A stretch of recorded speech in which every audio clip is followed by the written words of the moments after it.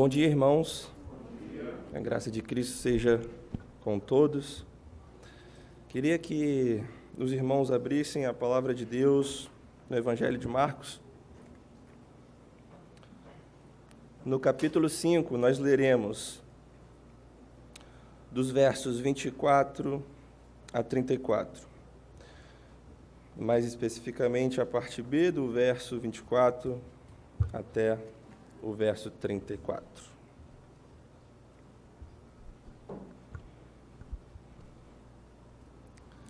O texto de hoje nos conta uma história de fortes emoções. Então, escute com fé a leitura da palavra de Deus. Uma grande multidão seguia Jesus, apertando-o de todos os lados. Estava ali certa mulher, que havia 12 anos, via sofrendo com uma hemorragia. Ela havia padecido muito nas mãos de vários médicos e gastado tudo o que tinha, sem, contudo, melhorar da sua saúde. Pelo contrário, piorava cada vez mais.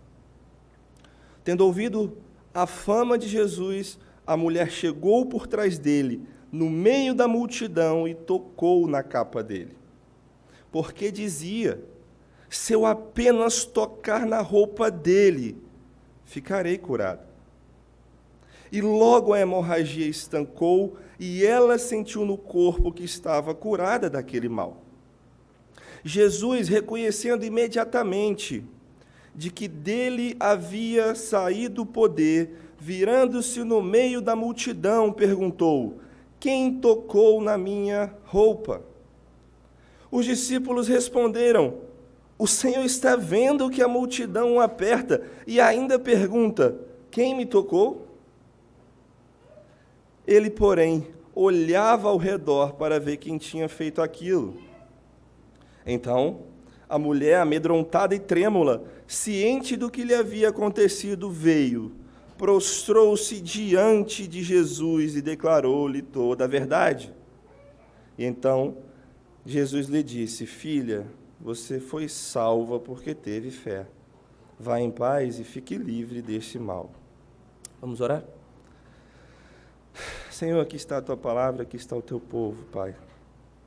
Rogamos pela iluminação do teu Santo Espírito, que o Senhor nos ajude a entender a tua Escritura e a aplicar em nossos corações e nossas vidas. Seja glorificado no meio do teu povo, Senhor, em nome de Cristo. Amém. Como eu disse, o texto de hoje é um texto de fortes emoções. Ele trata de uma questão que nos move. A esperança nos move. O problema é quando não há mais esperança. O problema é quando você recorre a todas as coisas possíveis, todas as coisas a seu alcance, mas você não encontra mais saída para o seu mal. A esperança é um tema que nos move. Nós podemos ver isso, por exemplo, na história de C.S. Lewis, As Crônicas de Nárnia, mais especificamente O Leão, a Feiticeira e o Guarda-Roupa, quando ele mostra, a partir daquela história, que o povo narniano sofria diante da tirania da feiticeira branca, a Jades. Mas aquilo que eu chamo de o credo da esperança dos narnianos ainda entoava em seus corações e eles buscavam refazer a esperança de dias melhores, cantando a poesia: o mal será bem quando Aslan chegar. Ao seu rugido, a dor fugirá. Nos seus dentes, o inverno morrerá. Na sua juba, a flor há de voltar. Aqui nós também temos um texto que fala sobre esperança. Um texto que mostra a situação de uma mulher enquanto não há mais saída. O que fazer? O que fazer quando você não vê mais solução para o seu pecado, para a sua imundícia, para a sujeira que contamina a sua alma? Você precisa de uma esperança viva e real. Portanto, Hoje nós aprenderemos, através da Escritura, através dessa passagem de Marcos, que Jesus é a única esperança dos impuros. Veremos que só Jesus, só Ele pode nos salvar de toda a imundície. Esse é o tema da mensagem, Jesus, a esperança dos impuros. Só Ele pode nos salvar da imundícia, da sujeira dos nossos próprios corações. Nós veremos isso no decorrer destes versos, mas antes eu preciso situar os irmãos do contexto em que nós estamos inseridos. Aqui nós estamos no livro de Marcos, e Marcos apresenta o Evangelho de Jesus, o Filho de Deus. Esse é o Evangelho da ação. Esse é o Evangelho em que Marcos constantemente aponta para as obras maravilhosas de Jesus, que revelam o seu poder, que revelam a sua sabedoria, que revelam o seu amor. Sim, Marcos enfatiza muito os milagres do Senhor e mostra que eles são, acima de tudo, amostras do poder do reino. Então, quando Jesus vem curando os doentes e restaurando os corpos enfraquecidos, nós obtemos um vislumbre do reino em que não haverá mais doença, em que não haverá mais enfermidade. Quando Jesus vem e expulsa os demônios, nós temos uma prévia do reino em que não há mais atividade demoníaca. Quando ele ressuscita os mortos, ele também apresenta o reino em que não há mais morte e degradação. Com tudo isso, Marcos contribui mostrando que Jesus tem poder sobre os espíritos, Jesus tem poder sobre toda a criação, ao mesmo tempo em que ele se compadece daqueles que são impuros e contaminados por toda a degradação do pecado. De uma forma mais imediata, o contexto do capítulo 5 nos traz alguns eventos extraordinários. Ele começa, lá no versículo 1, mostrando a cura do endemoniado Gerazeno. Jesus cura um homem que estava possesso por demônios. A transformação real na vida dele. Esse homem se prostra, se rende aos pés de Jesus. Mas acontece o que nessa passagem? O povo daquela cidade, com medo e preocupado com aquilo que estava acontecendo, pede para Jesus sair de lá. Eles rejeitam a Jesus, o povo de Gerasa rejeita a Jesus. Só que o texto ele continua e ele mostra que quando Jesus sai daquele lugar e passa a outra margem, existe uma multidão esperando Jesus. Quando um povo rejeita o Senhor, existe outro povo esperando, ansiando pela presença do Senhor. E mais especificamente, nós temos um homem ali. Nós temos Jairo, chefe da sinagoga, que solicita ao Senhor, que pede ao Senhor: por favor, a minha filhinha está morrendo. Vem impor as mãos sobre ela para que ela seja salva, para que ela viva. E Jesus, com um coração compassivo, vai com ele. O texto continua e mostra que no meio desse caminho, acompanhado por uma multidão, acompanhado por Jairo, Jesus se depara com uma mulher enferma. Com uma mulher enferma há 12 anos. E o texto, o capítulo 5, finaliza com a ressurreição da filha de Jairo, lá nos últimos versos. O que essas duas últimas curas, o que todo o capítulo tem a mostrar para a gente, é que Jesus está revogando, está restaurando a impureza das pessoas aqui. Essa mulher enferma, ela padecia por um fluxo de sangue. A filha de Jairo estava já um cadáver, ela já estava morta. Lá no Antigo Testamento, nós vemos, lá no livro de Levítico, que essas situações, esses dois exemplos, demonstram imundície. E mesmo depois que o fluxo de sangue cessasse, ou mesmo depois que um cadáver já estivesse morto, alguém que fosse lá e tocasse nessas pessoas estaria imundo também. Sobretudo, de modo geral, nesse capítulo e nesses versos que nós lemos, nós vemos como Jesus lida com várias causas sem esperança. E vemos também como ele tem poder sobre a doença, sobre os espíritos e sobre a morte. Agora nós podemos entrar nos versos dessa manhã, nós podemos nos concentrar nas nossas nos versos que nós lemos aqui. A pregação de hoje é simples. Ela só tem 2 partes, com 3 tópicos de aplicação e reflexão em cada uma dessas partes. A primeira parte do sermão de hoje é que somos profundamente transformados quando nos encontramos com Jesus. Nós vamos ver isso a partir dos versículos 24 a 29. Mantenha a sua Bíblia aberta e acompanhe, por favor. É descrito que uma grande multidão seguia Jesus, apertando-o de todos os lados. E estava ali certa mulher que havia 12 anos vinha sofrendo de uma hemorragia.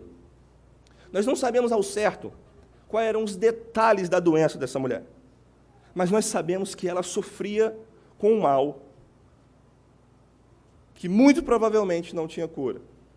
Ela sofria há 12 anos naquele mal. Se formos lá para Levítico 15, nos versículos 19 ao 33, nós vamos ver uma série de regulamentações do Senhor para o povo acerca da imundície de homens e de mulheres. E ali, naquele texto, nós temos algo a respeito de fluxo de sangue. Ali nós temos que toda pessoa que tem um fluxo de sangue no seu corpo é imundo. A situação dessa mulher, ela ainda é mais complicada, porque parece que isso não é passageiro, parece que isso é constante, parece que isso é permanente. Ela estava continuamente impura. Ela não podia tocar em ninguém, ela não podia ser tocada por ninguém. Logo, ela estava à margem da sociedade, porque ela era imunda. Ela também não podia participar das cerimônias de culto em Israel. Ela não podia participar da adoração no templo, ela não podia ir lá oferecer sacrifícios no templo, ela não podia participar das assembleias solenes. Ela era imunda, ela tinha que ser separada. Essa mulher muito provavelmente também não era casada. Ela não podia tocar ninguém nem ser tocada. Muito provavelmente nunca teve filhos. O seu ventre, ao invés de gerar vida, era um deserto de morte. Essa enfermidade prejudicava todos os aspectos da vida dela. A sua miséria é física, a sua miséria é social, a sua miséria é religiosa, a sua miséria é emocional. O texto diz que ela padecia 12 anos com uma enfermidade, com uma hemorragia. Quem a tocasse seria impuro. Ela era desprezada. Ela era desprezada. O resumo da sua situação é desesperador. O resumo do que estava acontecendo com ela era desesperador. Ela era tão imunda quanto um leproso. Ela não podia participar de nada. E é notável você pensar que nós estamos falando de uma hemorragia. Nós não sabemos se essa hemorragia é constante, está a todo momento, mas sabemos que ela é frequente. E isso enfraquecia o corpo dela. Isso levava ela a ser uma pessoa enfraquecida, a ser uma pessoa não saudável. Você olhava para aquela mulher naquela situação, tinha pena dela. As doenças, muitas vezes, eram consideradas não só como fisicamente impuras, mas muitas vezes também como espiritualmente impuras. Aquela mulher não tinha saída. Aquela mulher não tinha esperança. Mas o texto prossegue. E no versículo 26 diz que ela, que havia muito tempo, ela que havia padecido muito nas mãos de vários médicos, e gastando tudo o que tinha, sem, contudo, melhorar da sua saúde, pelo contrário, piorava cada vez mais. E aí, em um certo momento, a narrativa muda de figura e diz que, tendo ouvido a fama de Jesus, olha, será? Eu imagino a reação daquela mulher assim, será? O que ela deve ter ouvido? Existe um mestre poderoso por aí. Ele está pregando o reino de Deus. Ele faz sinais miraculosos, mostrando o seu poder, glorificando ao Pai sobre todas as coisas.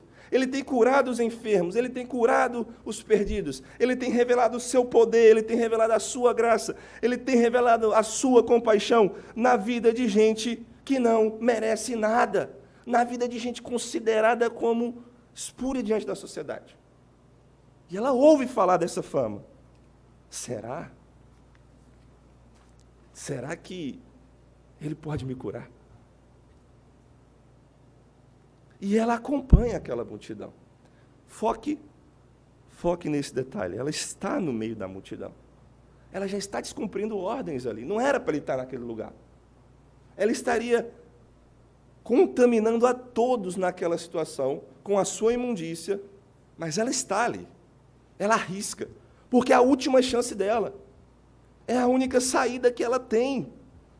Se ela não estiver ali, já era, ela perde a chance de ver Jesus passando, de por algum motivo ser curada do seu mal. E ela tem um plano. Ela chega por trás de Jesus. Ela chega no meio da multidão e ela toca na capa dele. O texto de Mateus, mostrando a mesma situação, a mesma cura dessa mulher, está lá em Mateus 9, dos versículos 20 a 22, nos mostra um detalhe muito interessante, que Marcos não coloca aqui. O texto de Mateus diz que a mulher, por trás da multidão, vai e toca na orla da veste de Jesus. Se nós formos lá para Números 15, dos versículos 37 a 41, nós vamos ver que o Senhor requereu do seu povo que colocasse borlas memoriais nas suas roupas, que eram uma espécie de fitas azuis, uma espécie de franjas no manto. Era como se fossem pequenos pompons, assim, que enfeitavam a roupa dos judeus. Isso tinha um simbolismo. Isso relembrava ao povo e tentava mostrar ao povo de Deus que é dever de todos obedecer e observar os preceitos do Senhor. Esse pequeno detalhe na roupa mostrava que o povo deveria obedecer aos mandamentos de Deus. E somos apresentados que Jesus usava uma roupa assim. Mateus coloca esse detalhe no texto. Então, quando a mulher, ela pensa, ela bola o seu plano, ela diz, eu estou sem esperança, mas eu tenho uma chance. Ela fala assim, eu vou esperar, ele não precisa olhar para mim, eu não vou nem incomodá-lo, eu só vou chegar e tocar na orla da sua veste. Eu vou tocar lá naquele enfeite, naquele detalhe, lá no finalzinho, lá na extremidade, ele nem vai perceber. E eu vou ser curada do meu mal. O verso 28 diz, porque ela dizia consigo mesma, ela dizia no seu interior, lá dentro, se eu apenas tocar na roupa dele, eu ficarei curada. A fé dessa mulher nos poderes de cura de Jesus era tão grande que ela acreditava que se ao menos tocasse na extremidade do seu manto, ela poderia ficar curada. E o texto prossegue. Após ela tocar em Jesus, logo, imediatamente, como está aqui literalmente, imediatamente, abruptamente, se secou a sua hemorragia, ela sentiu no corpo que estava curada daquele mal. A sua praga foi embora, a sua aflição tinha ido embora. Ela tinha se colocado aos pés de Jesus, ela tinha se colocado ali no chão e ela falou, eu vou tocar na extremidade dele. E se eu apenas tocar, eu serei curada. E instantaneamente, que reviravolta, ela se livra do seu mal. Ela é recompensada pelo seu gesto. A sua enfermidade não existe mais. Imagina, meu irmão, o consolo, o conforto desse momento. Nós estamos falando de alguém que estava em miséria social, em miséria espiritual, em miséria física. Uma pessoa repugnante aos olhos de qualquer um. E naquele momento ela vai e ela se vê livre do seu mal. Que conforto! Que esperança ela encontrou aos pés de Jesus. Que esperança ela encontrou ao tocar na extremidade da roupa dele. Ela ficou curada. O seu corpo estava curado. Ela sentiu instantaneamente aquilo. Ela estava livre daquele mal. as pessoas são profundamente transformadas quando elas se encontram com Jesus. Aplicando para nossas vidas, nós somos profundamente transformados quando nós encontramos, quando nós tocamos em Jesus. Quero te relembrar aquilo que a Escritura diz sobre o pecado. Se a doença dessa mulher já deixava ela repugnante e imunda, que dirá o nosso pecado? O pecado é degradação. O pecado é enfermidade, o pecado é morte. E o pecado também traz miséria física, miséria espiritual, miséria de comunhão com o Senhor, de comunhão com a sua criação, de comunhão com os seus irmãos. O pecado também traz miséria em todos os aspectos da vida. Mas ao mesmo tempo que somos deparados com a incrível realidade do pecado, a incrível desgraça que o pecado traz, nós também somos deparados com a incrível transformação que o Senhor Jesus opera sobre toda a imundície.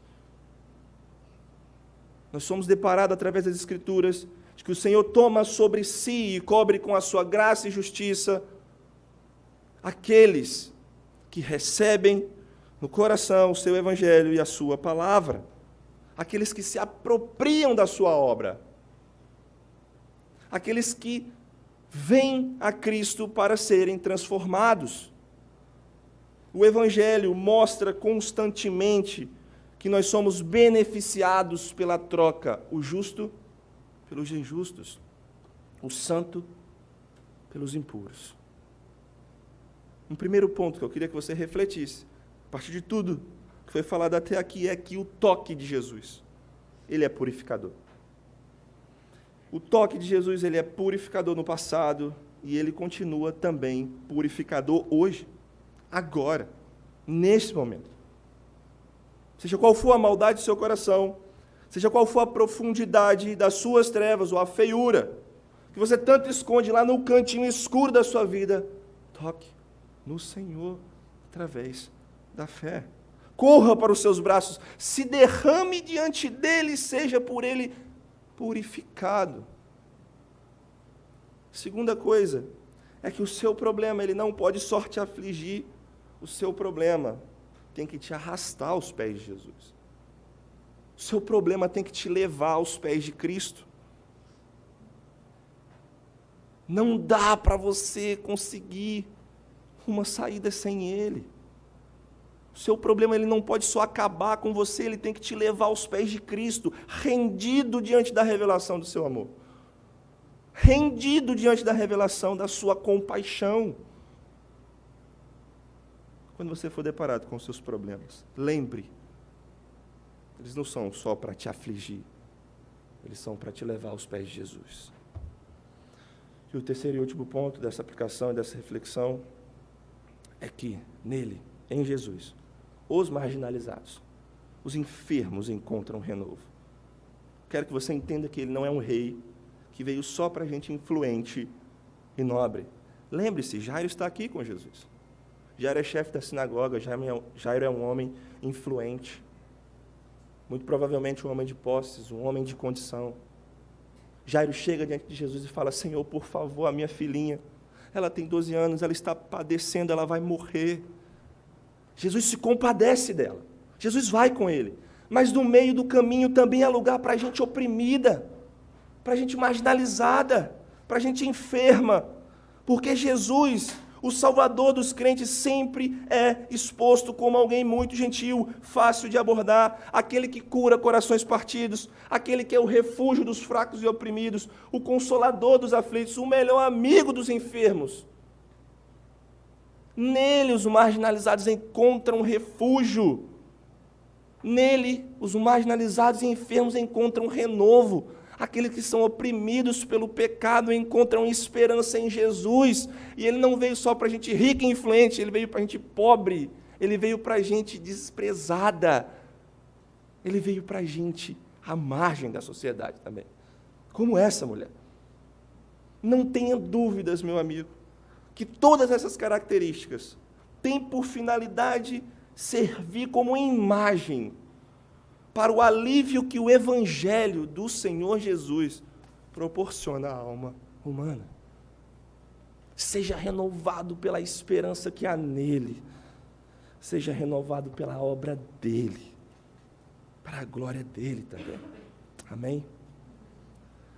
Essa foi a primeira parte. Nós somos transformados quando nos encontramos com Jesus. Nós somos transformados profundamente quando nós encontramos com o Senhor Jesus. A segunda e última parte é que rendição e adoração são reações, são respostas apropriadas quando nos deparamos com a compaixão e com o poder do Senhor Jesus. Rendição e adoração são reações apropriadas, são respostas apropriadas quando nos deparamos com a compaixão e o grande poder de Jesus. Nós veremos isso dos versos 30 ao verso 34. Olha aí de novo comigo o verso 30. O texto continua, o texto não para ali na cura daquela mulher, mas diz: Jesus, reconhecendo imediatamente que dele havia saído o poder, virando-se no meio da multidão, perguntou: quem tocou na minha roupa? Literalmente significa assim: quem tocou em mim de forma significativa? Quem tocou em mim de forma diferente? Quem tocou em mim de modo não usual, não casual? Quem me tocou de forma significativa? É descrito, é falado a nós que o Senhor reconheceu imediatamente que dele havia saído o poder. O poder de Cristo, a capacidade de Cristo de ministrar e trabalhar de forma sobrenatural, procedeu dele sobre o controle consciente da sua vontade soberana. Em Lucas 6, verso 19, nós vemos que as pessoas, os enfermos, tocavam em Jesus e dele também saía poder para curar aquelas enfermidades. E Jesus olha aquela situação, ele faz essa pergunta, e ele não faz essa pergunta de modo que ela não signifique nada. Mas o Senhor faz essa pergunta de modo intencional,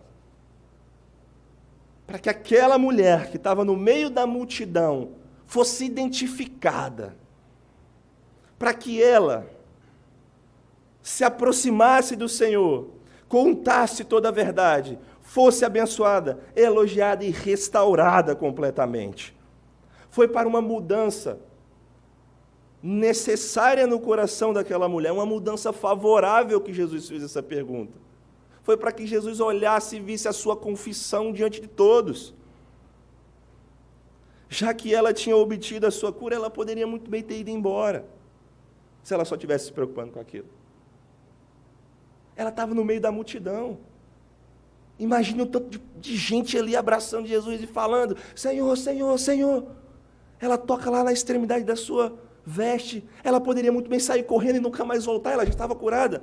Mas o Senhor pergunta: quem tocou nas minhas roupas? A mulher não pode voltar para casa até que a sua cura, que o milagre que foi feito ali, fosse manifestado publicamente a todas as pessoas. O problema de tudo é que os discípulos estão ali, eles não estão entendendo nada.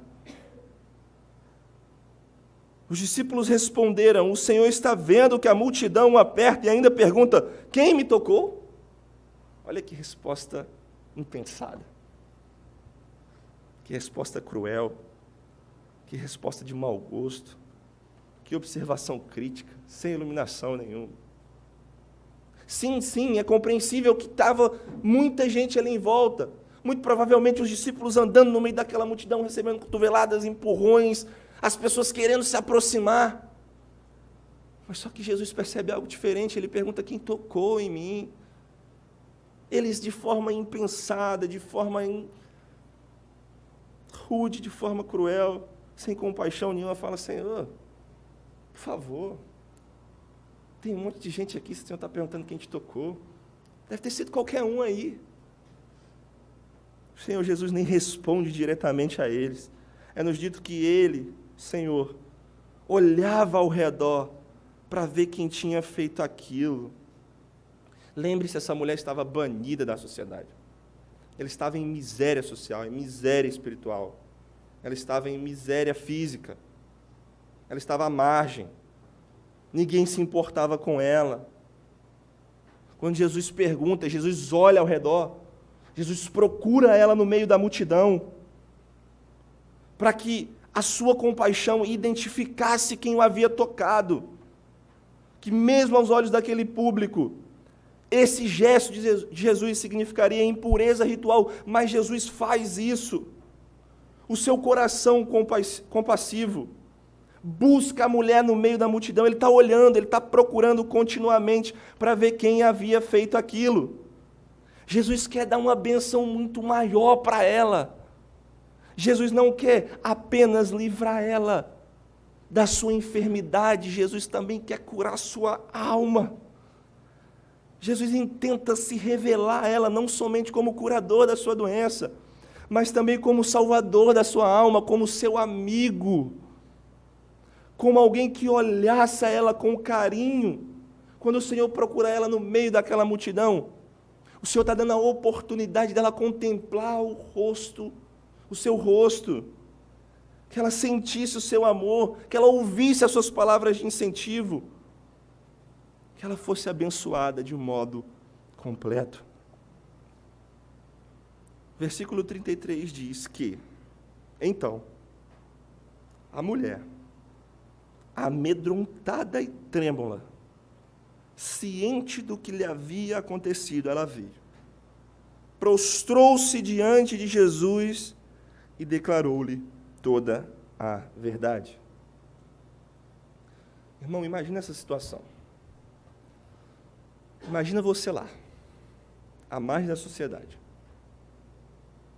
enfermo. Imagina você lá, desprezado. Imagina você lá, contaminando pessoas ao seu redor e, principalmente, contaminando Jesus, do qual você havia ouvido a fama. Aí imagina que esse mesmo Jesus se virasse no meio daquela multidão toda e perguntasse: quem foi que me tocou? A reação dessa mulher é de pânico, é de medo, ela está tremendo. Será que o mestre vai me dar uma bronca? Será que ele vai me repudiar? Será que ele vai falar coisas ruins ao meu coração? Será que ele vai me esmagar nesse momento?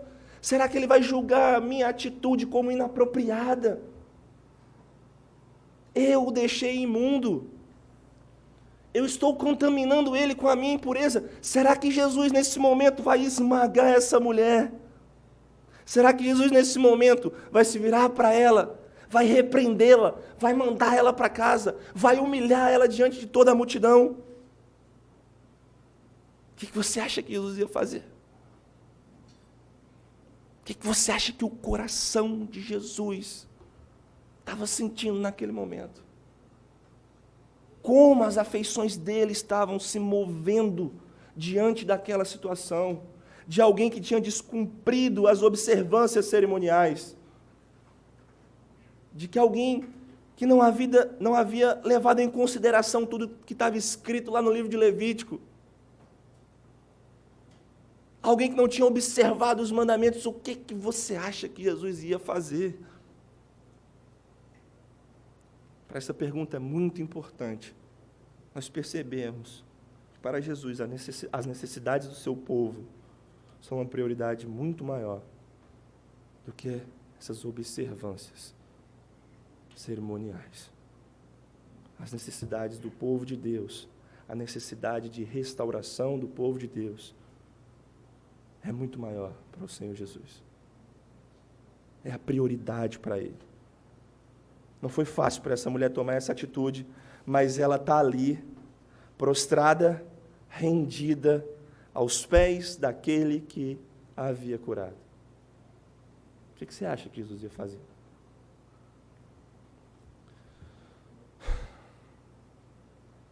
O último versículo diz o seguinte: então Jesus lhe disse: filha, você foi salva porque teve fé.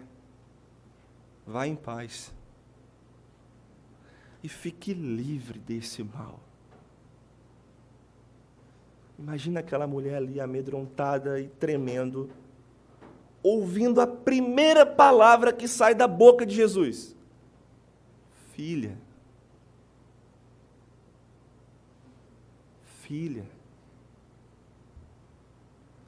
O coração compassivo de Jesus se aproxima e se comove diante de gente imunda, mas que vem rendida aos seus pés. Lembre, Jairo estava ali.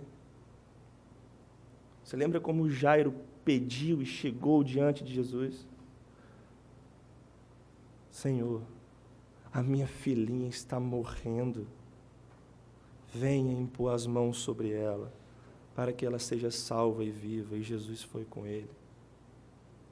Isso tudo aqui também é um ensinamento para Jairo,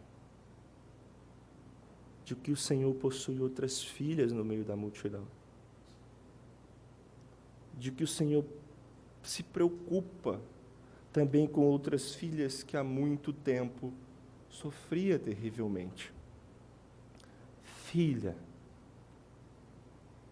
de forma carinhosa, de forma pessoal, Jesus se aproxima da condição dela e ele diz algo extraordinário: você foi salva porque você teve fé, vá em paz e fique livre desse mal. Se aprofundarmos nessa palavra aqui, palavra salva, nós vamos ver que há um intercâmbio de significados aqui. Ao mesmo tempo que significa uma cura física extraordinária, que havia se completado na vida daquela mulher, também pode significar salvação da pessoa por inteiro. De modo literal, o que Jesus está dizendo aqui é: você foi feita inteira. Você está restaurada por completo. Essa é a mesma palavra no grego que é frequentemente usada para salvar, é a palavra normal no Novo Testamento, para utilizar quando diz que há salvação do pecado. O que sugere, pela fé daquela mulher e por tudo que a gente viu no decorrer desse texto, que há algo ali de salvação completa na vida dela. Mateus também utiliza essa palavra lá no versículo 22, o seu relato do mesmo milagre. O tempo verbal também aqui nos diz muito. Significa mais ou menos: você foi curada de forma permanente. Isso não vai voltar. Isso não vai voltar. Mas aqui também nós precisamos entender um ponto muito importante, um ponto essencial na narrativa. A fé dessa mulher não era uma causa eficiente da sua cura. Jesus era. Não é que havia alguma superstição em tocar lá na veste de Jesus e se não tivesse ninguém ali ela seria curada. Não, Jesus estava usando aquela roupa e é pelo poder de Jesus que ela é curada. A fé dela é a causa instrumental da sua cura. É o modo pelo qual ela se apropria de Cristo. É o modo pelo qual ela se achega a Jesus. A fé dessa mulher, apesar de não ter sido a causa básica da cura, ela tinha sido o canal pelo qual a cura aconteceu. Foi Jesus que curou essa mulher, pelo seu poder e pela sua glória. E ela recebe e experimenta tudo aquilo através da fé. Você também tem que se lembrar que a fé é um dom de Deus. Que o ser humano não possui uma fé genuína que seja intrínseca a ele mesmo. Mas o Senhor é quem concede. O Senhor é quem arrebata o coração, o Senhor é quem transforma o coração, o Senhor é quem regenera o coração. E a fé é dom de Deus.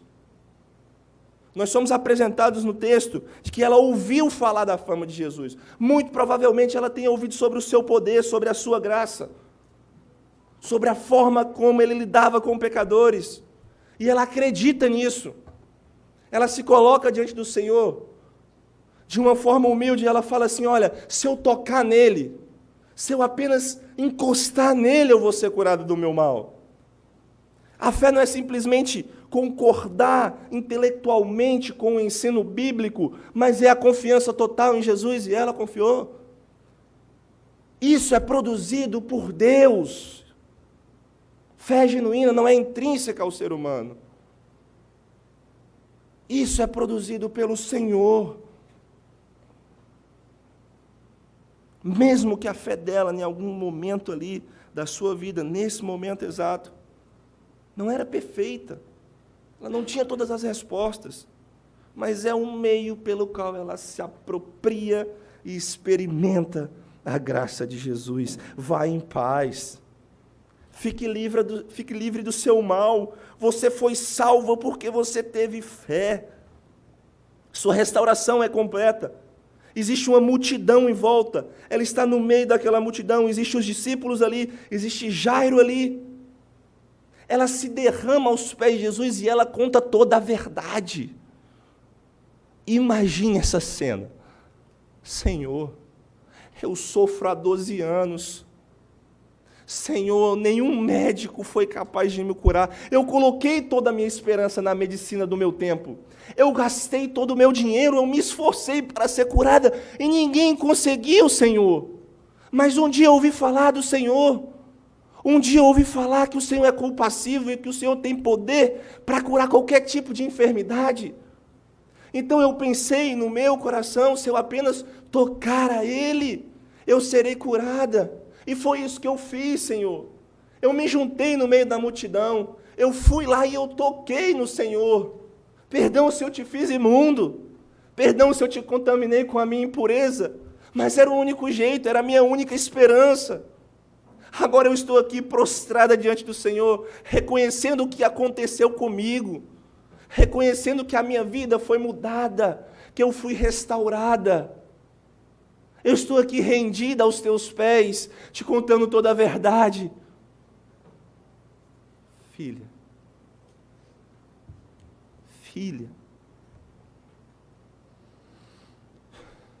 sua fé te salvou. Vá em paz. Fique livre do seu mal. Para alguém que está à margem da sociedade há muito tempo, é desprezada, nós vemos aqui nessa mulher uma restauração completa.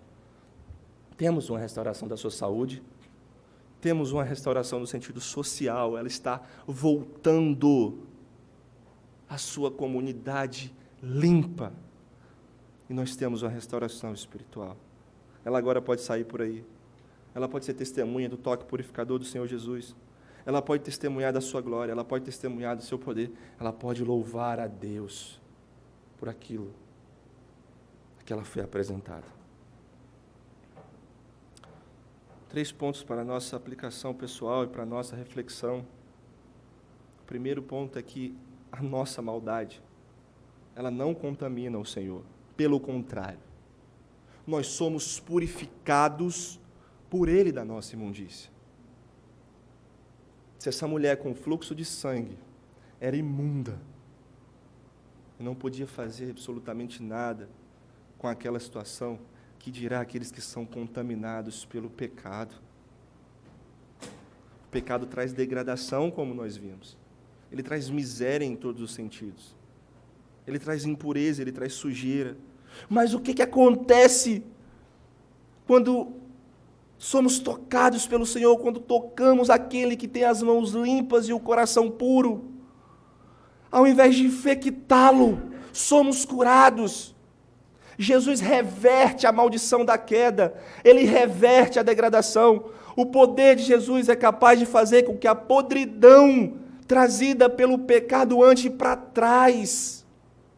Ele restaura todas as coisas. Jesus é soberano sobre a criação, Ele é soberano sobre as doenças, Ele é soberano sobre os espíritos, Ele é soberano sobre a morte.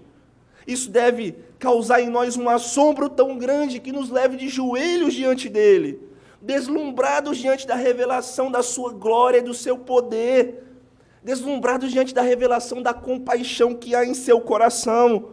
E ao mesmo tempo, isso produz em nós viva esperança. Isso produz em nós confiança, porque nós temos alguém que podemos recorrer quando a nossa sujeira estraga tudo. Você tem alguém que você pode recorrer quando a sua sujeira estraga tudo. Relembre do Evangelho, meu irmão. Relembre da incrível troca do justo pelos injustos. Se aproprie disso pela fé em Cristo. Receba esse consolo também. O segundo ponto é que o Senhor Jesus, Ele recebe com compaixão todos os que se achegam rendidos a Ele. O Senhor Jesus recebe com compaixão, recebe com graça os que chegam a Ele rendidos, quebrantados, sedentos por restauração. Imagina se esse Jesus que curou essa mulher estivesse disponível para você hoje. O que você faria? A incrível notícia é que Ele está, mesmo nos céus, e Ele se compadece de nós. O Senhor olha para nós, leprosos espirituais, com uma compaixão sem filtros, com uma afeição transbordante, sem ser limitada pelo egoísmo que tanto nos oprime. O Senhor Jesus olha para nós com compaixão, quando o seu poder já transformou nosso coração e nos trouxe rendidos aos seus pés, quebrantados, sedentos por mudança, por transformação, sedentos por cura da nossa maldade. Muitas vezes nós perdemos de vista quem é o nosso Senhor, quem é o nosso Salvador, e nós precisamos mergulhar nas profundezas do seu coração. Ver na Escritura quem Ele é, ver o que Ele faz, ver como Ele age diante de gente assim, diante de gente desprezível, diante de gente como eu, como você. Nós precisamos mergulhar nas profundezas do seu coração, ser quebrados por sua obra e ao mesmo tempo refeitos por sua graça. Diante da revelação do amor de Deus, da maior expressão do ser de Deus, Jesus encarnado, nós temos compaixão e amor e misericórdia. Nós precisamos mergulhar no seu coração mais uma vez. E por último, terceiro ponto, a nossa aplicação e reflexão é que todos nós temos feridas que precisam ser levadas a Jesus. Todos nós temos problemas e crises e feridas que precisam ser levadas a Jesus. Todos nós. Todos nós. Não há nenhum justo, não há nenhum sequer. Não há ninguém que não tenha se contaminado pela miséria do pecado. Então todos nós temos feridas que precisam ser levadas a Jesus, para que o seu toque perdoador nos restaure, para que o seu toque perdoador alcance o mais profundo da nossa imundícia e nos renove. Não ache que a sua sujeira é grande demais, que o sangue de Jesus não possa purificar. Ah, meu irmão, mas você não sabe o que eu fiz. Ah, meu irmão, mas você não conhece o meu passado. Ah, meu irmão, você não sabe o que eu fiz semana passada. Você não sabe o quanto eu sou inconstante, o quanto eu sou vacilante. Ah, Jonas, você não sabe. Você não sabe de nada sobre mim. Você não sabe como é sujo o meu coração. Ah, meu irmão, você ainda não entendeu o poder de Jesus. Você não sabe como Ele é perdoador. Você ainda não viu como Ele é poderoso para salvar o oprimido e o pecador. Você já não olhou no espelho das Escrituras, como Ele diz que Ele purifica até o pior dos pecadores. Quando Ele diz que Ele derrama graça extravagante na vida de gente que não merece. Será que Ele não realmente faz isso? Corra até Ele. Será que quando Ele diz que Ele é rico em misericórdia e pronto a perdoar até os mais impuros, Ele não fará isso? Ele diz em sua palavra: vá até ele. Encontre-o no meio da multidão. Se agarre às suas vestes. Deixe que Jesus trate as suas feridas. Deixe que Jesus trate as suas crises, os seus problemas. Leve a sua maldade até ele. Coração arrependido e rendido aos seus pés. E busque pela compaixão que há em Cristo. Seja então purificado. Jesus é a única esperança dos impuros. Quando não há mais solução, quando não há mais saída, Jesus se revela de modo compassivo e perdoador para aqueles que estão sedentos por transformação. Ah, meu irmão, Jesus é muito maior do que Aslan. Aslan é só um personagem da ficção, ele é só um pequeno eco, uma figura. No credo da esperança dos narnianos, nós vimos que eles esperavam o momento em que Aslan apareceria e salvaria eles. A sua esperança estava no grande leão. Mas ele só é uma figura. Ele só é um eco. Ele só é um personagem. Jesus é real. Jesus é real. Em Cristo nós podemos ter a certeza de que há viva esperança para gente ruim como eu e como você. Esteja convicto de que o mal será bem quando Cristo chegar. Na sua presença a dor fugirá. Na sua graça o sofrimento morrerá. Pelo seu sangue o impuro se purificará. Seja revestido da obra, da compaixão dele. Vamos orar.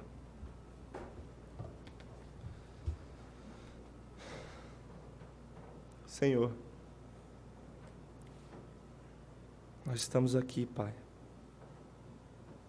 rendido aos teus pés, diante da revelação da sua graça e do seu amor em Jesus. Obrigado, Senhor, pela tua palavra. Obrigado, Senhor, pela tua escritura, que nos apresenta um novo caminho, uma viva esperança.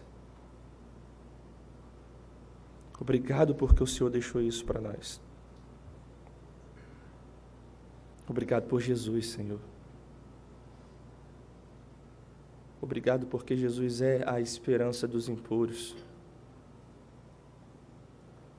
Obrigado pela revelação do seu amor, da sua graça e da sua compaixão. Obrigado porque em Cristo há salvação para gente como eu. Obrigado porque em Cristo há salvação para a sua igreja. Obrigado, Senhor, pelo seu toque que nos purifica e nos transforma de todo pecado. Obrigado pela fé gerada em nossos corações. Obrigado, Senhor. Humildes e sedentos diante da tua palavra, nós nos colocamos rendidos aos teus pés para pedir por misericórdia e compaixão. Salva a nossa vida. Lave as nossas feridas. Cuide dos nossos problemas, das nossas crises, das nossas enfermidades, com o teu sangue que é purificador e poderoso. E nos traga, Senhor, em adoração e rendição, louvando e adorando o teu nome. Eu te louvo. Eu te louvo. Porque o Senhor não virou as costas para gente como nós. Obrigado, Senhor. Em nome de Jesus. Amém.